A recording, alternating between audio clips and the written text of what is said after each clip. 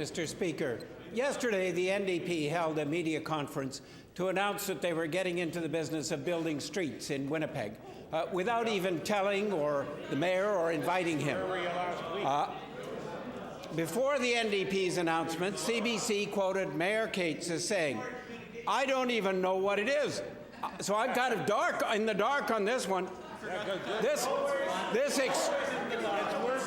This extraordinary scenario suggests the Premier doesn't have enough to do in his own job and is taking over the job of Mayor and Council in Winnipeg.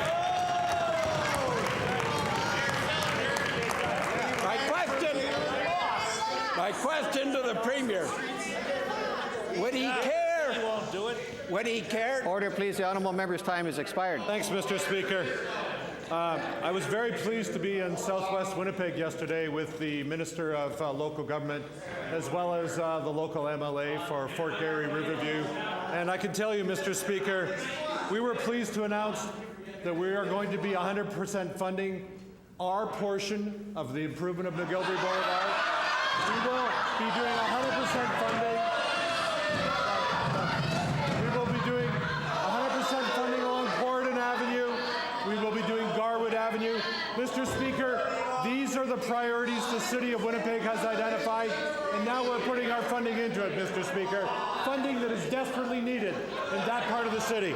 Mr. Speaker, when the Premier decides which government he's running, maybe we can get things moving.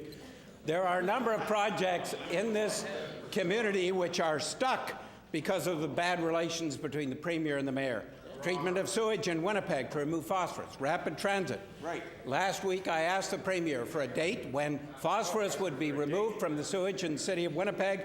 I asked the Premier today, can he give us a date when both the North End plant and the combined sewer problem will be solved so that phosphorus no longer streams from the city into Lake Winnipeg? Mr. Speaker, that's exactly the reason we brought in the Save Lake Winnipeg legislation, Mr. Speaker, to reduce the amount of phosphorus loading into Lake Winnipeg.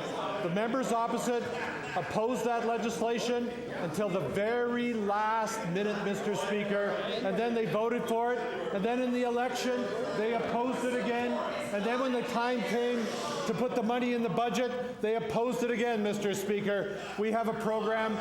The West End treatment plant has been upgraded to sufficient levels to deal with phosphorus. The South End treatment plant is underway as we speak, Mr. Speaker, and our funding is available for the North End plant, and the city is under a legislative requirement to get that done within the next 5 years, Mr. Speaker. Mr. Speaker, the deteriorating relationship between the Premier and the Mayor of Winnipeg is evident to everyone. Yesterday, City Councillor Dan Vandal, chair of the city's Public Works Committee, told CBC there's kind of a chill in the provincial-municipal relations. Mr. Speaker, Lake Winnipeg is getting worse. The Premier is fiddling. Manitobans need to know when the combined sewers will be separated. In 5 years, in 10 years, or in slow motion, 40 years. I asked the Premier, whose government has had more than 13 years to set a date for the separation of the combined sewers, by what specific date will the combined sewers be separated so that the healing of Lake Winnipeg can begin? Mr. Speaker, the city is looking at solutions. They've been spending significant amounts of money on doing combined sewers, separating them actually, Mr. Speaker, so that there's separate sewers. They're also looking at storage options to make sure there's not, when excessive rains come, the waters do not wash into the Red River. They have statutory requirements to reduce the amount of phosphorus going into the Red River. Those statutory requirements were passed by this side of the House and funded to a third for the treatment plants. That's what this side of the House is committed to. The members opposite have voted against that. Every single budget, Mr. Speaker. There is a difference. When we actually say we're going to do something, we put the resources in place to do it. The members opposite, including the leader from River Heights, have voted against those additional resources. So even though he feigns concern for the environment, when it really counts and you have to put the dollars in place to do it, he votes against it, Mr. Speaker.